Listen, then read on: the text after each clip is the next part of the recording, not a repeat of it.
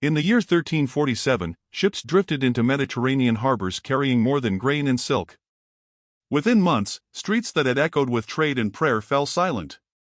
Across towns and kingdoms, households vanished, farms were abandoned, and church bells rang without pause. By the time the calamity subsided, as many as 1 in 3 people in Europe were gone. Entire communities were erased from record. The catastrophe would not only alter the course of medieval society, it would reshape the balance of power, labor, faith, and governance for centuries to come. The disease later known as the Black Death was caused by the bacterium Yersinia pestis, identified through modern scientific research. In the 14th century, its nature was unknown. Contemporary observers described sudden illness, fever, and swellings, but lacked any understanding of microbial transmission. The origins of the pandemic are traced by many historians to Central Asia, where plague had existed for centuries in rodent populations. Expanding trade networks of the Mongol Empire in the 13th and 14th centuries connected distant regions, facilitating movement of goods, people, and inadvertently, disease.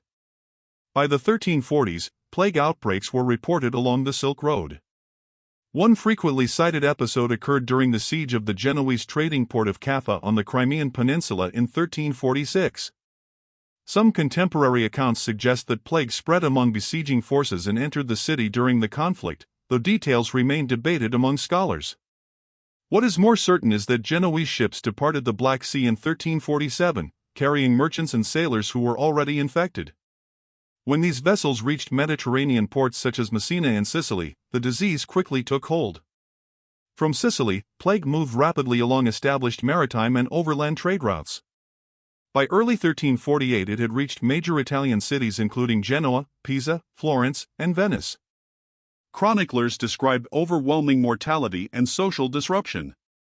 The Italian peninsula, densely populated and commercially interconnected, proved particularly vulnerable. Trade did not cease immediately, merchants continued to move between cities, inadvertently transporting infected fleas and rats. Urban centers, with crowded housing and limited sanitation, provided conditions conducive to transmission. Within months, plague spread northward into France and the Iberian Peninsula. Marseille was affected in 1348, followed by Avignon, where the papal court was then located. From there, the disease advanced into the Rhône Valley and beyond. In Spain, major cities including Barcelona and Valencia recorded significant mortality. Maritime routes carried plague to the Balearic Islands and along the Atlantic coast. The disease reached England in the summer of 1348, likely arriving at the port of Melcombe Regis in Dorset. From the southern coast it moved inland toward London, which was struck heavily by early 1349. Parish records and later tax documents reveal sharp population declines. Mortality rates varied by region, but in many areas between 30 and 50% of the population died within a short period. Rural villages were not spared. Some were permanently abandoned, their names surviving only in archaeological surveys and fragmentary records. By 1349, plague had penetrated into Scotland and Ireland. It crossed the English Channel into the Low Countries and reached Germany and the Holy Roman Empire. In 1350 it appeared in Scandinavia, carried by trading ships to Norway and Denmark. From there it extended into Sweden and eventually into parts of Eastern Europe. Though the intensity differed by region, few areas of Europe remained untouched. Medical knowledge in the 14th century was rooted in classical and medieval theories of humoral balance and miasma, the belief that disease spread through corrupted air. Physicians recommended bloodletting, herbal remedies, or the burning of aromatic substances to purify the atmosphere. None of these interventions addressed the bacterial cause. Modern research indicates that plague was transmitted primarily through fleas that infested black rats, which thrived in urban environments. In some cases, pneumonic forms of the disease, transmitted directly between humans through respiratory droplets, likely contributed to rapid spread. The scale of mortality overwhelmed existing institutions. In cities, clergy and medical practitioners died in large numbers, reducing the capacity to care for the sick. Burial grounds filled quickly, and authorities struggled to maintain order. Municipal governments attempted various measures, including restrictions on movement and rudimentary quarantine practices. The city-state of Venice would later formalize quarantine regulations in the 15th century, but during the initial outbreak, responses were improvised and inconsistent. Religious interpretations shaped contemporary reactions. Many saw the plague as divine punishment. Public processions and acts of penance were organized in some regions. Groups known as flagellants traveled from town to town, advocating repentance through ritual self-punishment. Church authorities sometimes supported these movements, but in other instances condemned them, especially when they disrupted social order or promoted unorthodox teachings. Fear and uncertainty also fueled persecution. Jewish communities in parts of Germany, France, and Spain were accused of poisoning wells or causing the disease, despite lack of evidence. These accusations led to violent attacks and expulsions in several cities. Such persecutions compounded the tragedy, illustrating how crisis could intensify existing prejudices. The demographic impact of the Black Death was profound. Europe's population before the plague is estimated at roughly 75 to 80 million. By the early 1350s, it may have fallen to between 50 and 60 million. Recovery was slow. Recurrent outbreaks occurred throughout the later 14th century, preventing rapid population growth. In some regions, population levels did not return to pre-plague figures until the 16th century or later. Economic consequences followed swiftly. With labor in short supply, agricultural production declined in many areas. Fields went uncultivated, and some marginal lands were abandoned. Surviving peasants and laborers found themselves in a stronger bargaining position. Wages rose in parts of Western Europe as landowners competed for workers. Governments and elites often resisted these changes. In England, the Ordinance of Labourers in 1349 and the Statute of Labourers in 1351 attempted to freeze wages at pre-plague levels and restrict movement of workers. Enforcement proved difficult, and tensions simmered. These economic pressures contributed to social unrest. In 1381, England experienced the Peasants' Revolt, driven in part by grievances over taxation and labor restrictions in the decades following the plague. While the revolt had multiple causes, the altered labor market created by the Black Death formed an important backdrop. Similar disturbances occurred in other parts of Europe, reflecting shifting relationships between lords and peasants. In Western Europe, the long-term decline of serfdom has often been linked to the demographic shock of the plague. As labor became scarce, some landowners converted obligations and labor into monetary rents, granting peasants greater mobility. The transformation was uneven and gradual, but the balance of economic power shifted in ways that would shape the late medieval period. Urban economies also changed. Craft guilds faced membership losses, opening opportunities for new entrants. Some women assumed roles previously restricted to men, especially in family businesses where male relatives had died.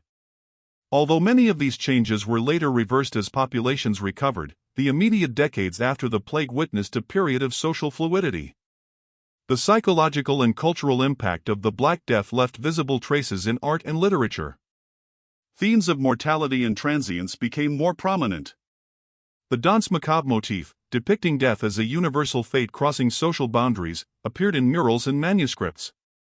Writers such as Giovanni Boccaccio, in his work The Decameron, described the social conditions of plague-stricken Florence, providing valuable contemporary testimony. Artistic responses did not emerge from a single cause, but the scale of loss clearly influenced cultural expression. Political structures were also affected. In some regions, weakened populations reduced tax revenues, limiting the capacity of rulers to wage war or administer territories. In others, states used the crisis to expand authority, introducing public health measures and more systematic record-keeping.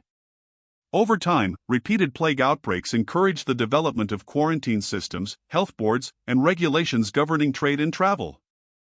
These measures represented early steps toward organized public health administration in Europe. The Church faced both challenges and continuity. High mortality among clergy disrupted local parishes. At the same time, religious institutions retained influence, offering frameworks for understanding suffering. Some historians argue that the inability of established authorities to prevent or explain the plague contributed to gradual questioning of traditional structures. While it would be simplistic to draw a direct line from the Black Death to the Reformation centuries later, the pandemic formed part of a broader pattern of late medieval transformation. not all regions experienced identical outcomes. In parts of Eastern Europe, where population densities were lower and serfdom remained strong, elites sometimes reinforced existing labor controls. The demographic shock there did not produce the same degree of peasant mobility as in the West. These regional variations shaped divergent economic paths within Europe. Scientific understanding of the Black Death has advanced significantly in modern times. Genetic analysis of ancient remains has confirmed the presence of Yersinia pestis in multiple burial sites dating to the mid-14th century. Scholars continue to examine how climate fluctuations, trade patterns, and ecological factors contributed to the pandemic's emergence. Debate persists over precise mortality figures and regional timelines, but consensus affirms the event as one of the deadliest pandemics in recorded history. The immediate wave of 1347 to 1351 did not mark the end of plague in Europe. Subsequent outbreaks occurred repeatedly over the next 3 centuries. Major recurrences struck cities such as London in 1665 and Marseille in 1720. Yet none matched the initial shock of the Black Death in scale and suddenness. The first pandemic wave had unfolded in a society unprepared for its speed or magnitude. By altering the ratio of land to labor, the Black Death contributed to long-term economic restructuring.